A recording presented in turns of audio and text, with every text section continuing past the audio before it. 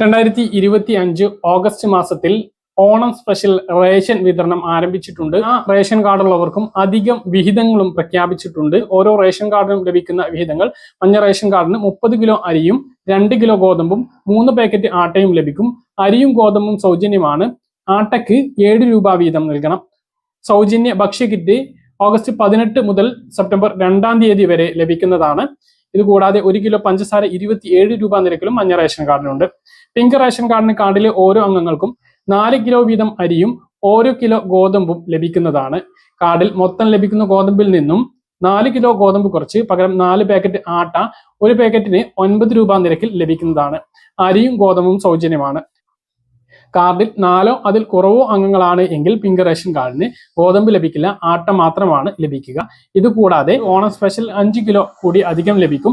10 രൂപ 90 പൈസ നിരക്കിലാണ് പിങ്ക് റേഷൻ കാർഡിന് ഓണം സ്പെഷ്യൽ അരി ലഭിക്കുക. നീല റേഷൻ കാർഡിലെ ഓരോ അംഗങ്ങൾക്കും 2 കിലോ വീതം അരി 4 രൂപ നിരക്കിൽ ലഭിക്കും. ഇതുകൂടാതെ ഓണം സ്പെഷ്യൽ 10 കിലോ അരി 10 രൂപ 90 പൈസ നിരക്കിൽ ലഭിക്കും. വെള്ള റേഷൻ കാർഡിന് കാർഡിൽ ആകെ 15 കിലോ അരിയാണ് ലഭിക്കുക. 10 രൂപ 90 പൈസ നിരക്കിലാണ് അത് ലഭിക്കുക.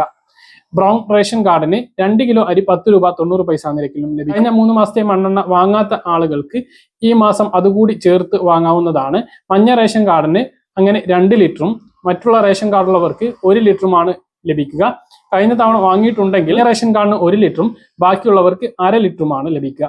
ഇതാണ് റേഷൻ കടയിലൂടെ ലഭിക്കുന്ന റേഷൻ വിഹിതങ്ങൾ, ഓഗസ്റ്റ് മാസത്തിൽ ലഭിക്കുന്ന റേഷൻ വിഹിതങ്ങൾ.